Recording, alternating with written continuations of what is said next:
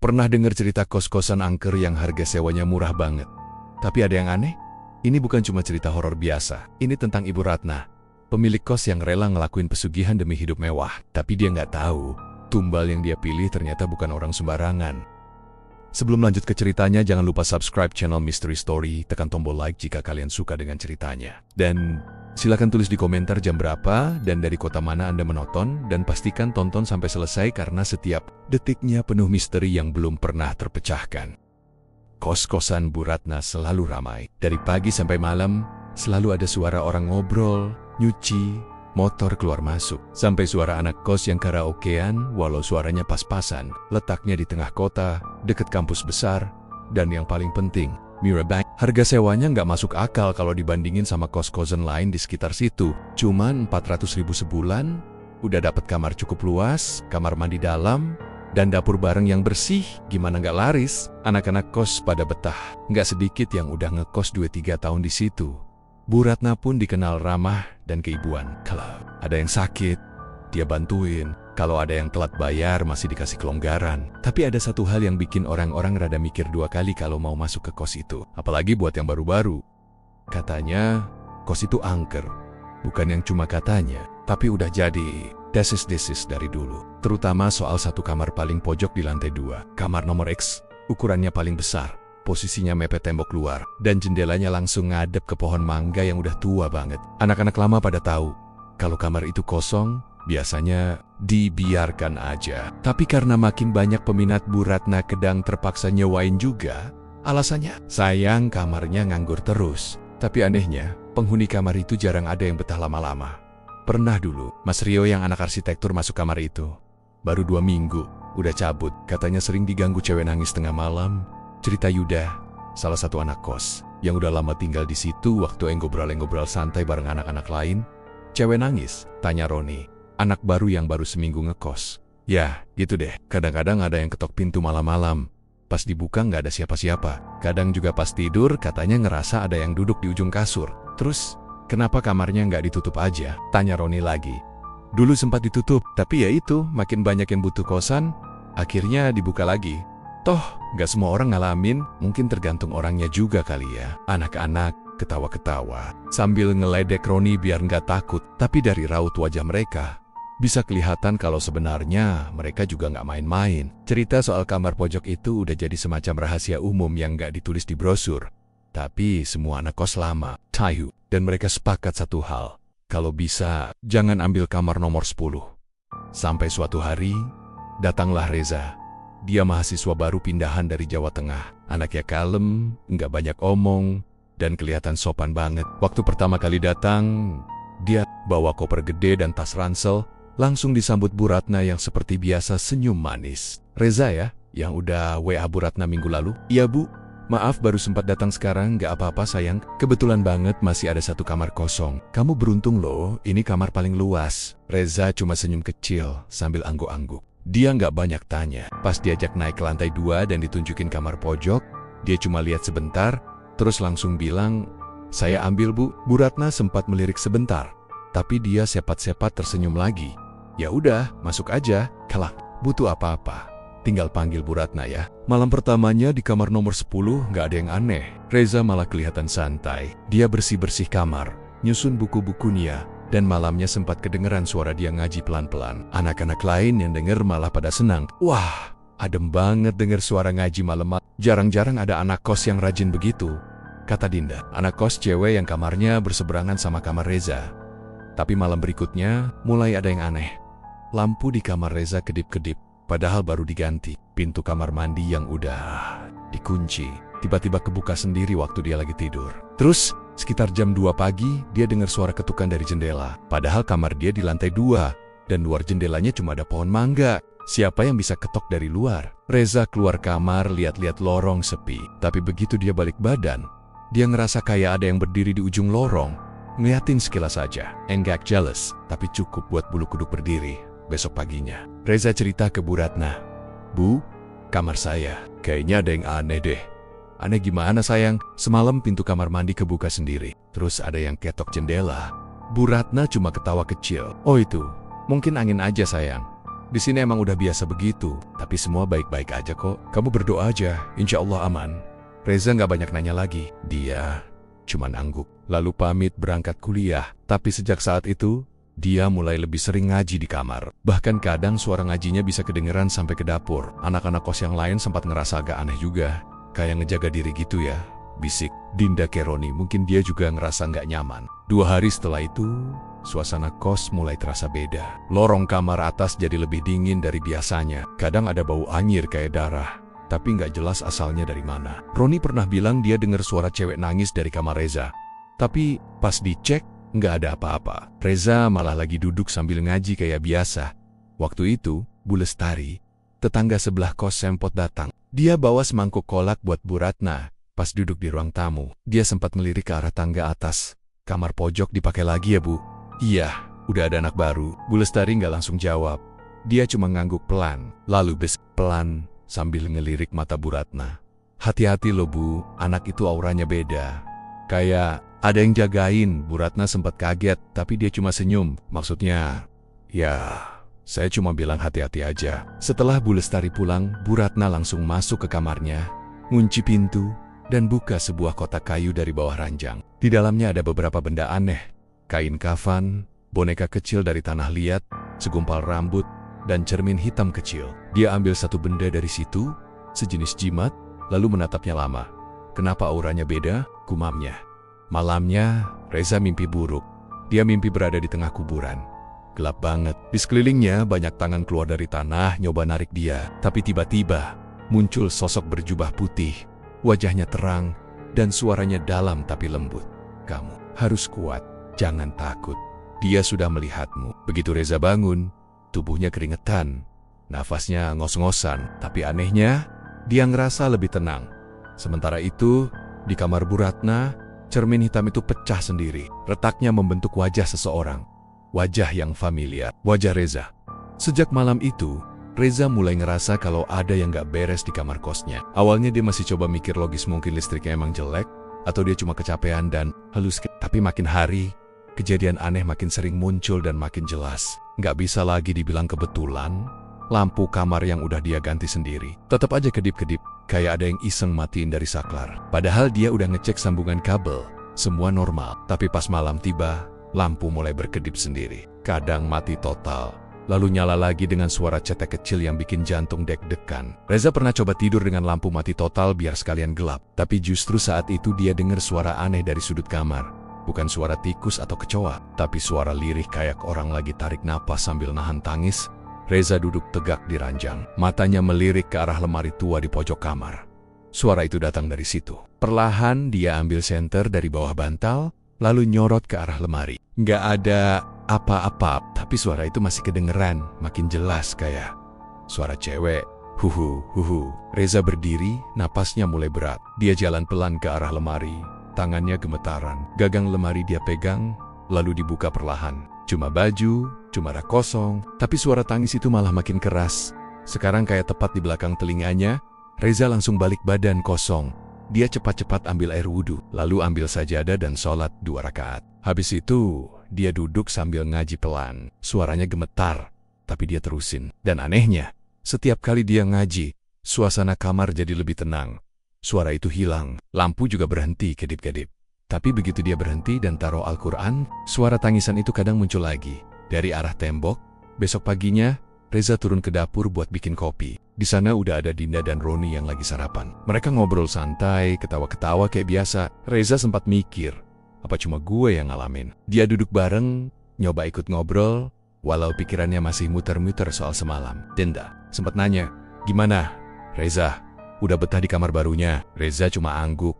Ya lumayan, kalau ada yang aneh-aneh, biasa aja ya. Dulu aku juga sempat diganggu waktu awal-awal. Tapi ya udah biasa, kata Dinda sambil ngunyah roti. Reza agak kaget. Diganggu gimana maksudnya? Dinda ngelirik sebentar ke Roni, terus jawab, kayak suara-suara gitu, atau lampu yang suka mati sendiri. Tapi itu dulu waktu aku masih di kamar paling pojok. Sekarang aku pindah kamar yang tengah. Aman. Reza langsung nyes denger itu. Maksudnya, kamu dulu di kamar 10? Iya, tapi aku nggak kuat. Rasanya kayak selalu diawasi. Roni nambahin, ada cerita. Katanya dulu pernah ada penghuni kamar itu yang hilang. Nggak ketemu sampai sekarang, tapi nggak tahu juga bener. Apa nggak, waktu itu aku belum ngekos di sini. Reza diem, mukanya mulai serius. Malamnya, Reza coba cari udara di luar. Dia berdiri di depan pagar kos sambil lihat langit. Di seberang jalan, dia ngelihat Bu Lestari lagi nyapu halaman rumah. Reza pun nyamperin dan nyapa sopan. Assalamualaikum, Bu. Waalaikumsalam, Nak Reza. Wah, malam-malam keluar. Cuma cari angin, Bu. Bu Lestari ngelihat Reza lama, lalu bilang pelan, kamu tidur di kamar paling ujung ya? Iya, Bu, nomor 10. Bu Lestari langsung taruh sapunya. Dia maju dikit, ngelihat Reza lurus-lurus. Kamu hati-hati ya, Nak. Di situ udah pernah ada yang hilang. Reza engger niat. Maksudnya gimana, Bu? Dulu ada mahasiswa namanya Damar. Pendiam, baik, nggak neko-neko, sama kayak kamu. Dia juga ngaji tiap malam. Tapi entah kenapa dia hilang begitu aja. Kamar dikunci dari dalam. Pas dibuka pakai kunci duplikat, kamarnya kosong. Nggak ada barang yang hilang, nggak ada tanda-tanda orang kabur. Cuma ada sajadah terbuka dan Al-Quran kebuka di meja. Reza mulai ngerasa dingin di tengkuk. Terus, ketemu? Nggak pernah. Orang tuanya datang dari jauh, nangis-nangis. Lapor polisi juga nggak nemu apa-apa. Sejak saat itu, kamar itu dikosongin hampir setahun. Sampai Bu Ratna buka lagi. Tapi setiap yang nempatin, pasti ngerasa ada yang nggak beres. Reza diem lama, matanya menunduk. Lalu dia nanya pelan, kalau menurut Ibu, itu karena apa? Bu Lestari ngelirik kanan kiri dulu sebelum ngomong lagi.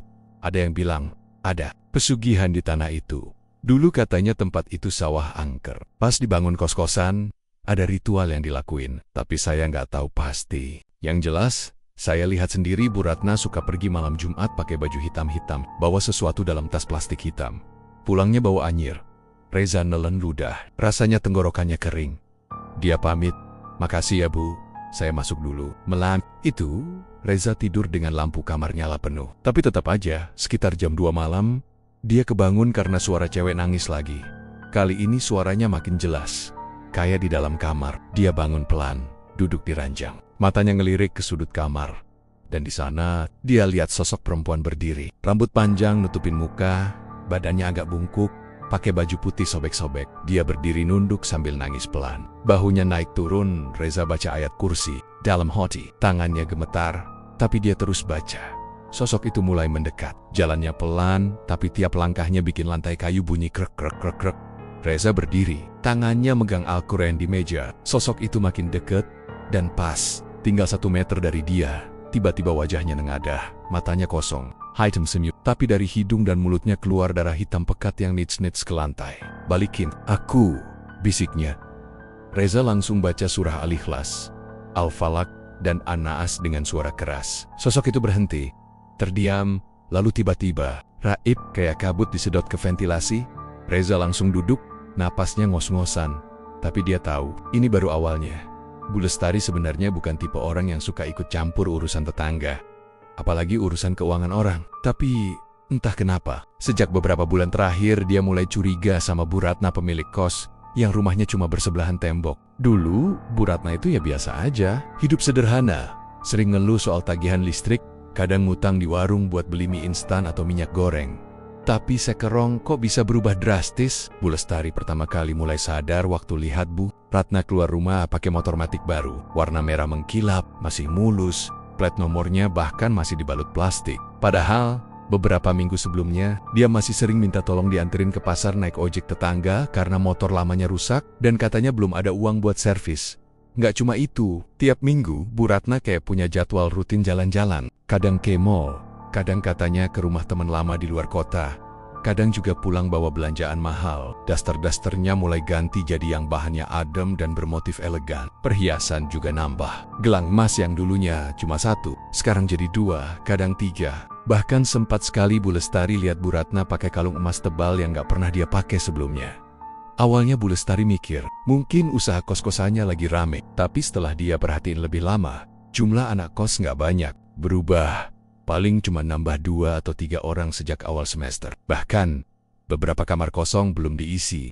Dari mana uangnya ya? Gumam Bu Lestari suatu pagi sambil nyapu halaman depan rumah. yang bikin makin aneh. Tiap malam Jumat Kliwon, Bu Ratna selalu pergi keluar. Jamnya hampir selalu sama, sekitar pukul 11 malam. Bu Lestari beberapa kali lihat langsung dari jendela kamarnya. Bu Ratna keluar lewat pintu samping, pakai baju serba hitam, bawa tas plastik hitam, dan jalannya cepat sambil sesekali nengok ke belakang. Pernah sekali Bu Lestari ngintip dari celah gorden. Saat itu Bu Ratna berdiri di pinggir jalan sebentar, nunggu motor ojek yang datang, lalu dibonceng ke arah selatan ke arah Sawisowa dan tanah kosong di belakang kampung.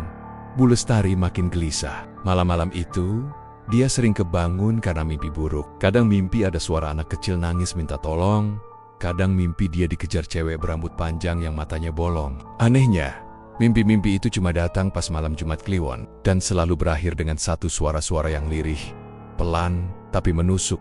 Jangan ikut campur. Tapi Bu Lestari bukan orang bodoh. Dia tahu ini bukan sekadar mimpi. Akhirnya, suatu malam Jumat Kliwon, Bu Lestari nekat. Dia sengaja nggak tidur. Lampu rumah dimatiin, gorden ditutup setengah. Dari balik celah gorden, dia duduk nunggu. Pukul 11:05, benar saja Bu Ratna keluar dari pintu samping rumah. Pakai gamis hitam, jilbab hitam, sandal jepit, dan bawa plastik hitam yang tampak berat. Jalannya cepat, langsung ke arah gang kecil di samping rumah, lalu menghilang di tikungan. Bu Lestari buru-buru ambil jaket, pakai kerudung, dan keluar lewat pintu belakang. Dia ngikutin dari jauh. Jalanan malam itu sepi banget. Angin dingin berembus pelan, dan bulan nyaris bulat penuh. Daun-daun pohon pisang bergoyang pelan di pinggir jalan. Bu Lestari terus melangkah pelan, jaga jarak. Jantungnya berdegup cepat, tapi rasa penasarannya lebih besar dari rasa takut. Sampai akhirnya dia lihat Bu Ratna belok ke jalan setapak kecil, di samping makam tua, makam yang udah lama nggak dipakai, dan konon katanya angker sejak dulu. Bu Lestari nunggu sebentar. Setelah 5 menit, dia pun pelen-pelen masuk ke jalan setapak itu. Di ujungnya, ada pohon beringin besar, dan di bawahnya, semacam bangunan tua semi terbuka dari kayu dan batu bata. Tempat itu seperti bekas pos ronda, tapi udah ditinggalkan lama. Di sanalah Bu Ratna terlihat duduk jongkok, menghadap ke sesuatu yang Bu Lestari nggak bisa lihat dari jauh. Tiba-tiba, terdengar suara seperti bisikan yang diselingi desahan berat. Sudah kubawa, yang mudah dan bersih. Biarkan aku dapat bagian. Lebih Bu Lestari merinding. Suara itu bukan suara Bu Ratna. Itu suara lain dalam, serak, dan seperti dari kerongkongan makhluk yang bukan manusia. Dia nahan napas. Plastik hitam di tangan Bu Ratna tampak dibuka, dan dari situ terlihat potongan iom, bunga 7 rupa, dan sehelai baju dalam wanita. Bu Lestari refleks mundur 1 langkah. K-R-E-E-E-K-K. Suara ranting patah dari bawah kakinya. Ratna langsung nengok. Mata mereka bertemu sekilas. Bu Lestari langsung lari. Nggak peduli suara langkah kaki di belakangnya. Nggak peduli napas sesak karena panik. Dia lari terus sampai masuk rumah. Ngunci pintu dan langsung baca doa sebisanya. Malam itu dia nggak tidur. Tapi anehnya, sejak kejadian itu, dia malah merasa lebih ringan, seperti beban yang lepas. Tapi, dia juga tahu. Bu Ratna sekarang pasti sadar kalau dia tahu. Besoknya Bu Lestari pura-pura biasa. Tapi benar saja, Bu Ratna nggak menyapanya seperti biasa. Biasanya mereka saling sapa dari pagar, atau ngobrol ringan soal cucian. Tapi pagi itu, Bu Ratna cuma lewat sambil menatap lurus, wajahnya datar. Reza, yang pagi itu baru keluar beli sarapan, sempat lihat keduanya. Dia ngelihat ekspresi Bu Lestari yang tegang, dan Bu Ratna yang seperti menahan marah. Reza langsung curiga, tapi dia belum tahu harus tanya ke siapa. Dia sendiri masih terus diganggu tiap malam.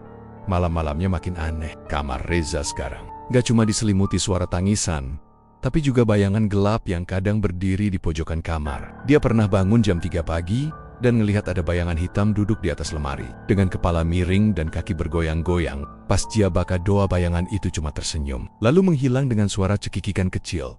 Suatu malam Reza iseng buka pencarian di internet soal pesugihan. Dia nggak percaya 100%, tapi makin hari, apa yang dia alami rasanya nggak bisa dijelaskan pakai akal sehat. Dia baca satu artikel dari blog misteri soal ritual pesugihan tanpa tumbal hewan, tapi pakai energi manusia yang bersih. Biasanya orang alim, suci, atau anak-anak. Tiba-tiba, dia keinget kota-kota Bu Lestari. Yang hilang itu orangnya baik, rajin ibadah, nggak neko-neko. Dan sekarang dia mulai sadar, jangan-jangan dia juga dipilih. Di balik kos-kosan Bu Ratna, ada satu petak tanah kosong yang udah lama ditutupin sama seng tinggi berkarat. Dari luar, kelihatan kayak lahan kosong biasa yang belum dibangun, penuh ilalang dan semak liar. Anak-anak kos jarang peduli sama tempat itu. Beberapa bahkan nggak tahu kalau di balik seng itu masih masuk bagian dari tanah milik Bu Ratna. Tapi Bu Lestari tahu. Dia pernah dengar sendiri dari suami almarhum Bu Ratna dulu, sebelum meninggal, kalau tanah itu sebenarnya warisan dari Kellyworth, tanah keramat, katanya. Dan sejak suaminya meninggal mendadak karena stroke, tanah itu dibiarkan terbengkalai. Atau lebih tepatnya, disimpan untuk tujuan tertentu. Reza beberapa kali ngelewatin sisi tembok belakang yang mepet ke lahan kosong. Dia kadang nyium bau aneh kalau lagi jalan pulang malam, bau amis yang kayak darah, atau bau dupa yang nyengat banget. Tapi dia pikir mungkin cuma ada warga yang lagi bakar sampah atau semak. Sampai akhirnya malam Jumat Kliwon itu datang. Langit malam gelap tanpa bintang, udara dingin menusuk tulang, dan suasana di dalam kos mendadak sepi lebih awal dari biasanya. Anak-anak kos pada masuk kamar lebih cepat. Mungkin karena mereka juga ngerasa ada hawa aneh yang gak biasa. Reza sendiri udah mulai terbiasa diganggu suara tangisan, bayangan di pojokan, bahkan mimpi buruk yang makin hari makin terasa nyata. Tapi malam itu, rasa di dadanya beda, lebih berat. Seolah ada sesuatu yang ngintai dari balik jendela, dari balik pintu, dari bawah kasur. Dan ternyata, firasatnya gak salah. Di waktu yang sama, Bu Ratna lagi nyiapin sesuatu di dapur. Tapi masak di atas meja, terbentang kain hitam lusuh. Di atasnya ada beberapa benda yang gak biasa.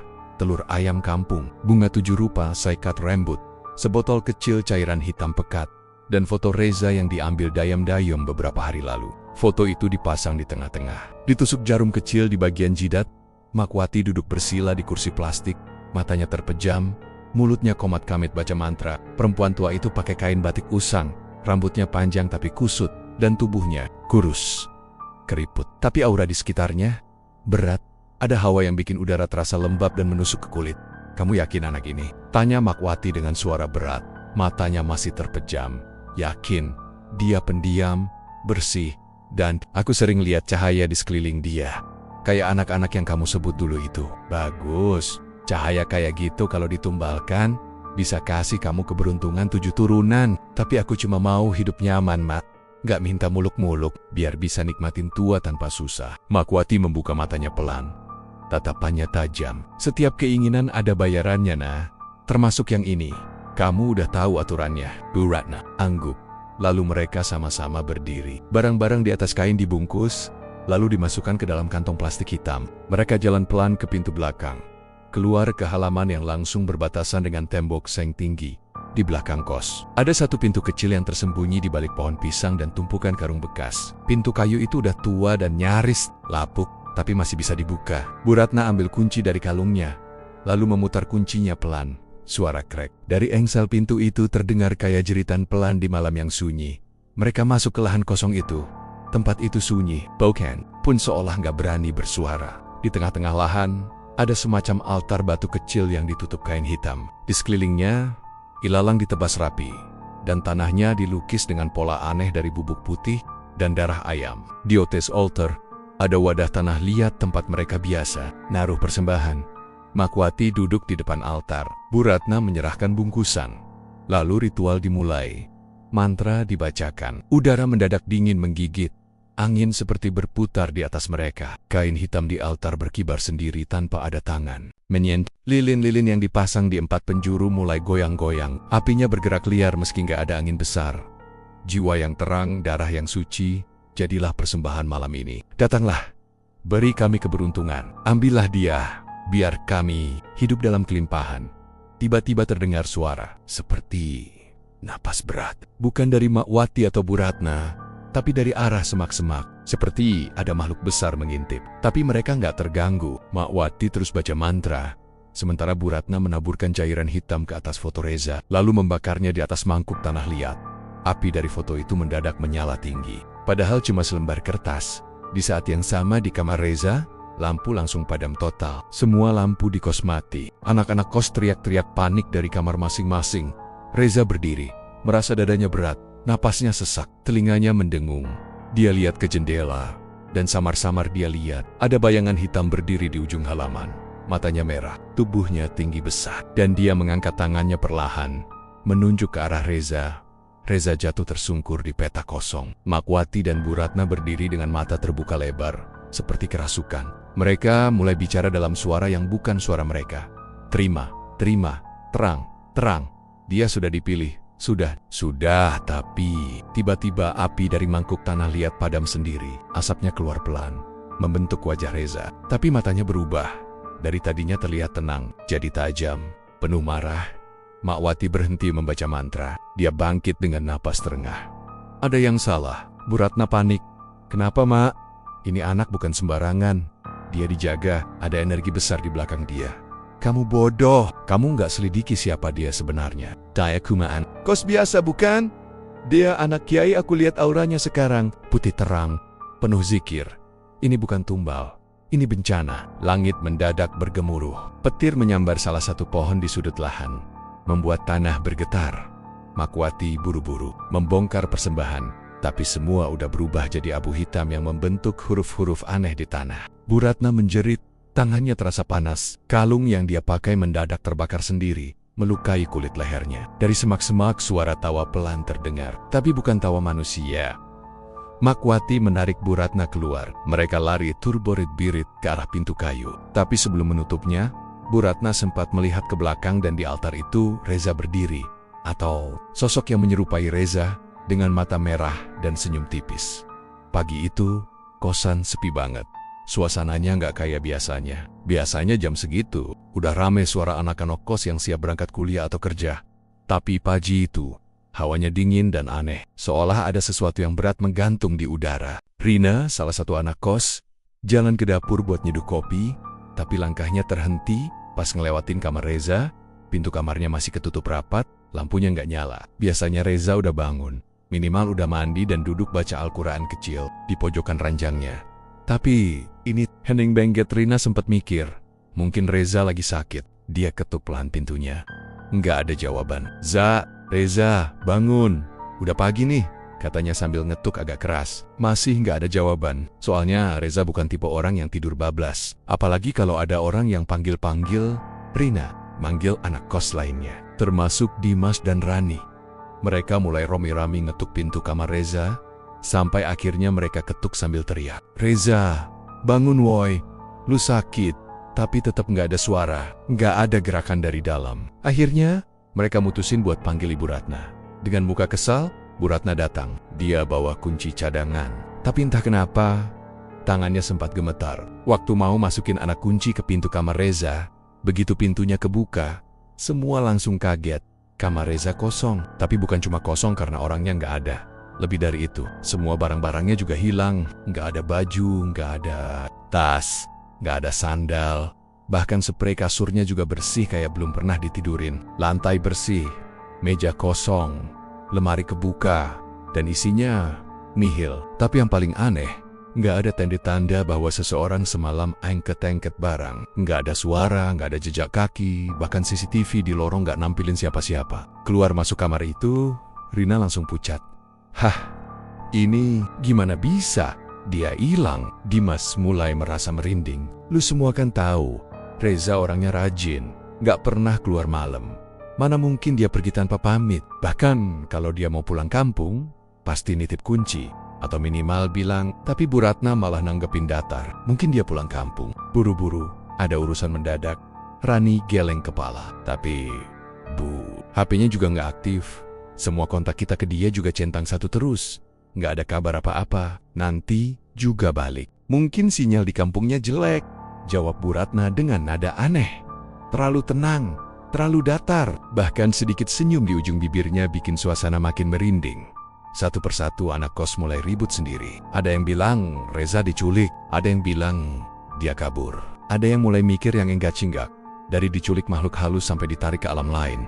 Tapi Bu Lestari, penghuni kos paling lama yang juga udah kayak ibu kedua buat anak-anak kos, ngerasa ada yang gak beres. Dia kenal Reza, anaknya baik, sopan, rajin ibadah. Setiap sore suka ngaji kecil di kamarnya. Bahkan kadang ngajarin anak tetangga baca Iqra. Dia bukan tipe orang yang pergi tanpa jejak. Sore itu, pas anak-anak kos mulai pada sibuk sama urusan masing-masing, Bu Lestari diam-diam nyari sesuatu. Dia masukin sendalnya, bawa senter kecil, lalu jalan pelan ke lorong belakang. Dia udah lama curiga sama lahan kosong yang ditutupin seng tinggi di belakang kos. Apalagi tiap malam Jumat, Dia sering dengar suara kayak orang ngelangkah pelan di balik seng. Kadang ada bau kemenyan, kadang kayak ada suara cewek ketawa pelan, tapi berat banget.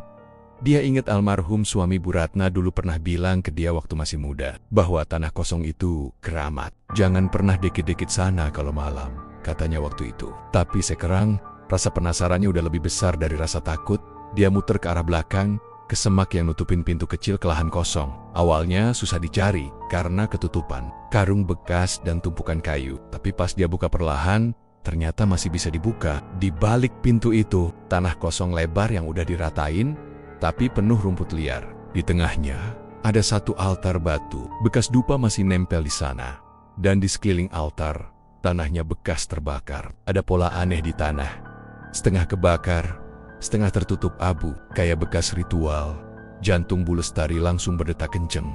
Dia ngelangkah pelan, nyorot pakai senter kecil ke tanah. Di pojokan altar, ada satu benda yang bikin dia berhenti napas. Kalung. Kalung kecil dengan liontin kayu yang biasa dipakai Reza. Bu Lestari inget banget. Soalnya Reza pernah cerita kalau itu pemberian ayahnya, yang katanya udah wafat lama. Reza nggak pernah lepasin kalung itu. Kalau sekarang kalung itu ada di sini, Bu. Lestari buru-buru balik ke rumah.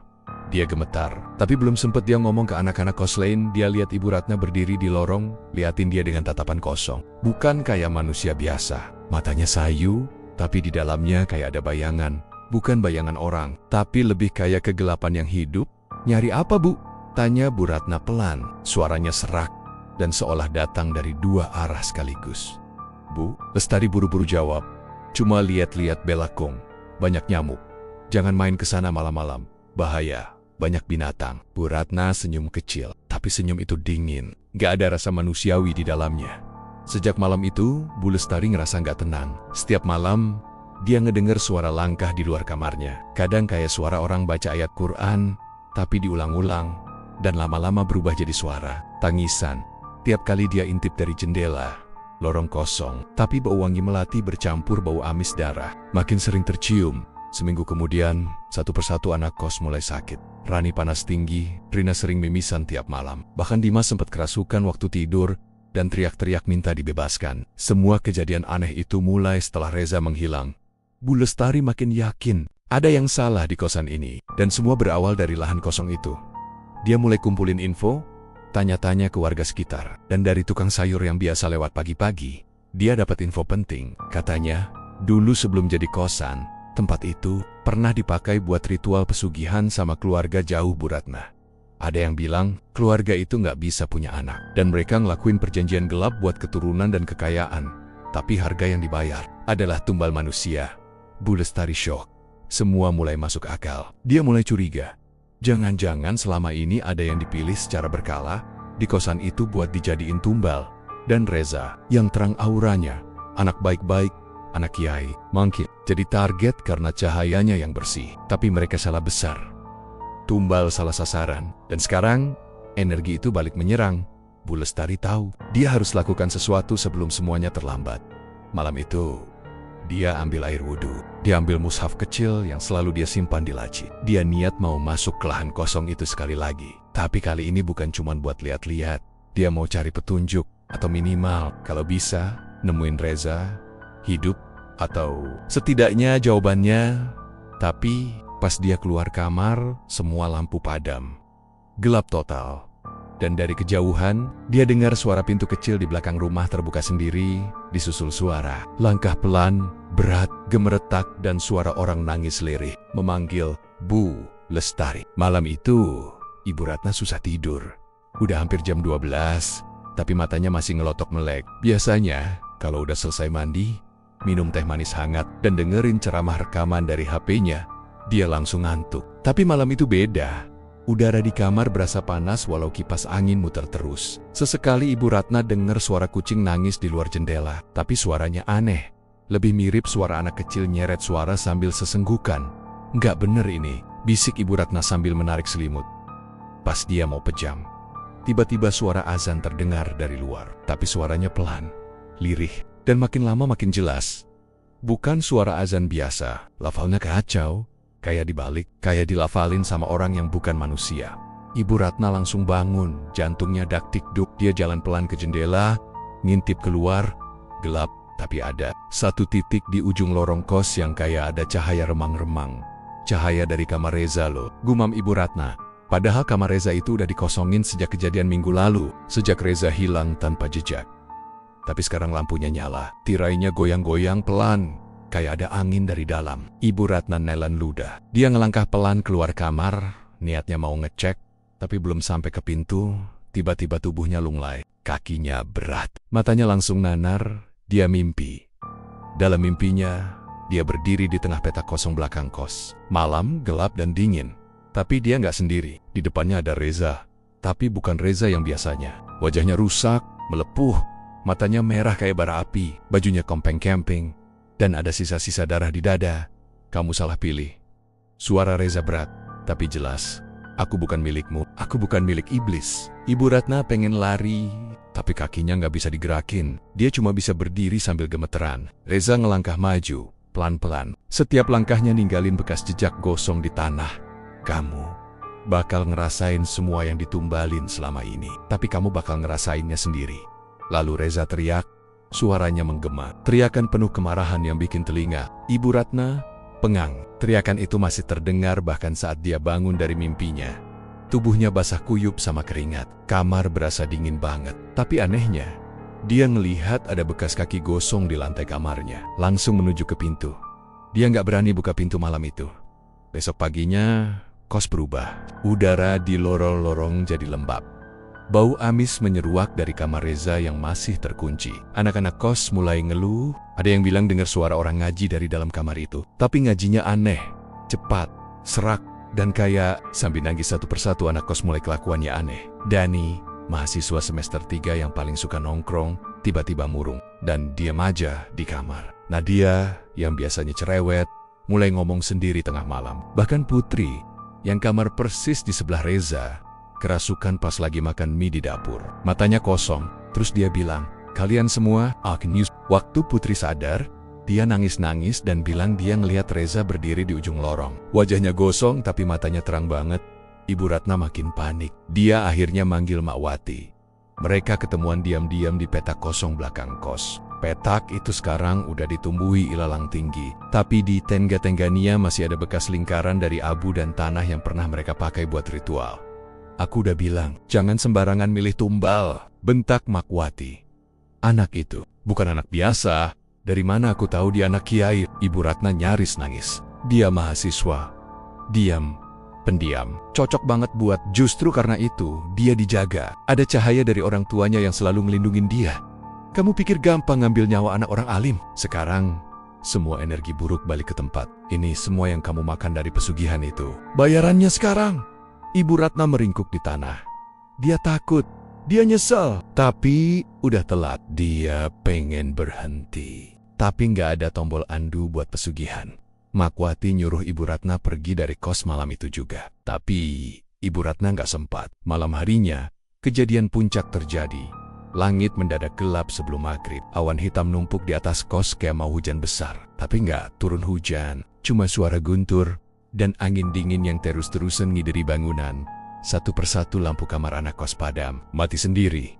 Tapi lampu di kamar Reza malah nyala terang. Bahkan, tirainya kebuka sendiri. Dan kelihatan siluet seseorang berdiri. Di sana, anak-anak kos ketakutan. Mereka ngumpul di ruang tamu. Pada panik, gak ada yang berani balik ke kamar. Tiba-tiba Dani, yang murung tadi pagi, bangkit dan jalan ke lorong belakang. Mukanya datar, matanya kosong.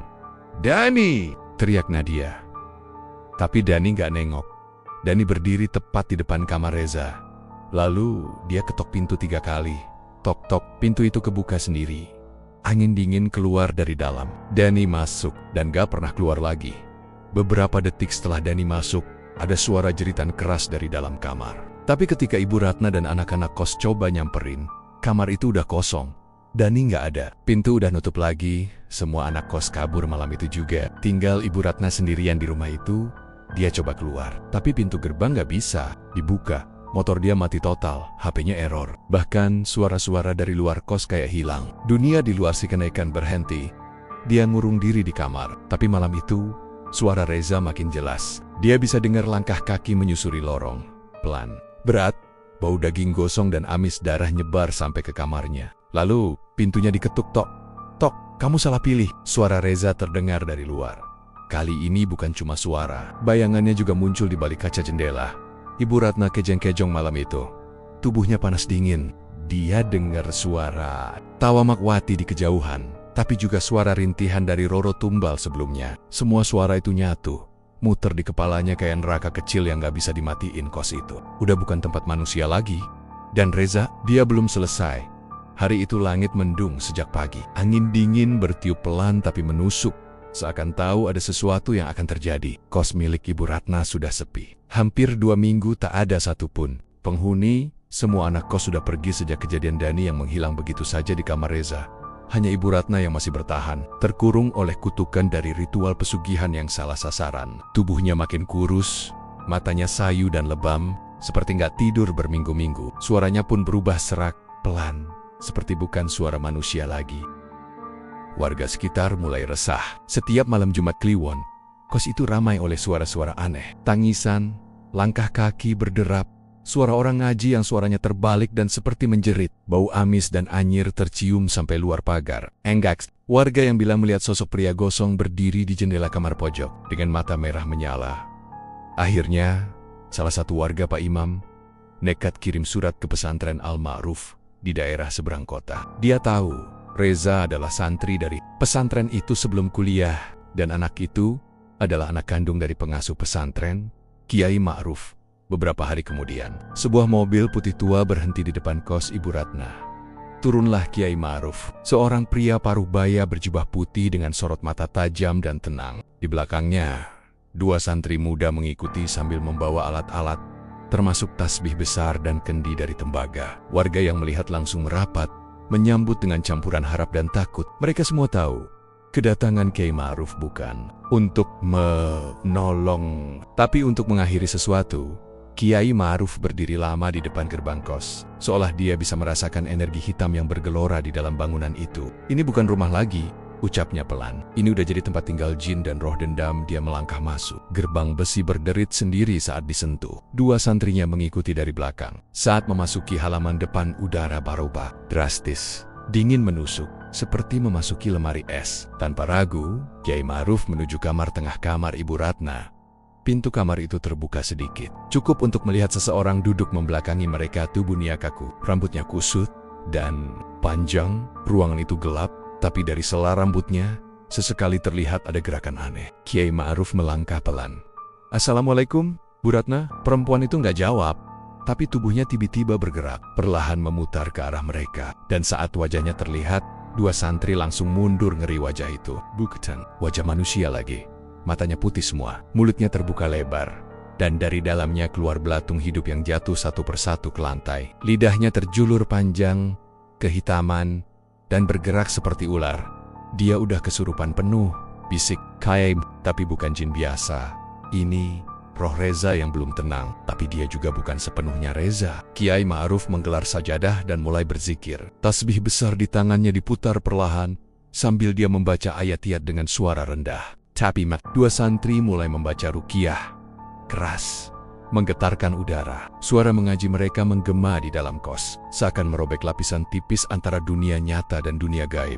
Ibu Ratna atau entitas di dalam dirinya mulai meraung, bukan satu, tapi bercampur jadi banyak. Suara laki-laki, perempuan, anak kecil, semua tumpang tindih keluar dari mulutnya. Wajahnya berubah-ubah cepat, dari tua ke muda, dari manusia ke makhluk menyeramkan. Dia nyimpen tumbal dari banyak roh, tapi yang paling kuat. "Reza?" ucap Kiai Ma'ruf sambil terus berzikir. Reza nggak mau pergi, dia nggak mau dibebaskan, dia mau balas dendam. Tiba-tiba tubuh Ibu Ratna melayang, kepalanya terkulai ke belakang, dan matanya membelalak merah menyala. Dari tubuhnya keluar suara Reza, jelas, dingin, dan penuh dendam. Kenapa dia harus mati demi kekayaan perempuan ini? Kenapa hidupku dirampas? Aku mau semuanya ngerasain rasa sakitku. Kiai Ma'ruf mengangkat tangannya tinggi-tinggi. Dengan suara tegas dia berkata, "Reza, anakku, aku tahu kamu marah. Tapi dendam bukan caranya. Kamu terjebak antara dunia dan kematian. Kau harus pulang. Ibu dan aku udah memaafkan semuanya. Jangan tinggal di tempat ini. Jangan jadi makhluk seperti mereka." Namun roh Reza nggak goyah. Tubuh Ibu Ratna mengamuk. Dia terbang ke lenggit-lenggit, menabrak dinding, kaca, dan akhirnya jatuh menghantam lantai dengan keras. Darah mengucur dari mulutnya, tapi dia masih hidup. Belatung masih keluar dari rongganya. Bau busuk menyebar ke seluruh rumah. Salah satu santri pingsan karena gak kuat, tapi Kiai Ma'ruf tetap melanjutkan ritualnya. Dia menaburkan garam dan air doa ke seluruh sudut kamar, membaca ayat kursi berkali-kali, sampai suara-suara aneh mulai mengecil. Ibu Ratna menggeliat, kejang, dan akhirnya pingsan dengan suara lenguhan panjang dari mulutnya. Semua diam, sunyi.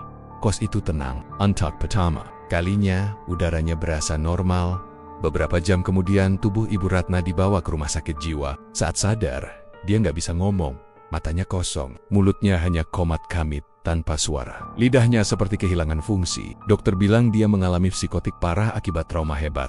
Tapi warga sekitar percaya, itu bukan trauma. It's kutukan yang nggak selesai. Kamar Reza dikunci permanen. Seluruh kos diberi garis polisi dan digembok. Warga setempat sepakat membiarkannya kosong. Lama-lama, bangunannya ditinggal begitu saja. Tertutup ilalang, cat mengelupas, jendela-jendelanya pecah. Tapi setiap malam Jumat Kliwon, warga sekitar masih sering dengar suara langkah kaki dari dalam lorong. Suara pintu dibuka perlahan, lampu kamar pojok tempat Reza dulu tinggal selalu nyala sendiri. Beberapa anak kecil yang main di sekitar situ pernah lihat ada bayangan seseorang berdiri di jendela, mengintip keluar sambil tangannya memegang tasbih. Tapi wajahnya rusak, gosong, dan matanya merah menyala. Kiai Ma'ruf gak pernah kembali ke sana. Setelah ritual itu, beliau cuma bilang satu hal, jangan pernah main-main dengan kehidupan orang lain demi kekayaan. Karena yang kamu ambil bisa jadi adalah satu satania yang dijaga langsung oleh Tuhan. Dan kisah ini jadi pelajaran paling mengerikan tentang pesugihan yang salah tumbal.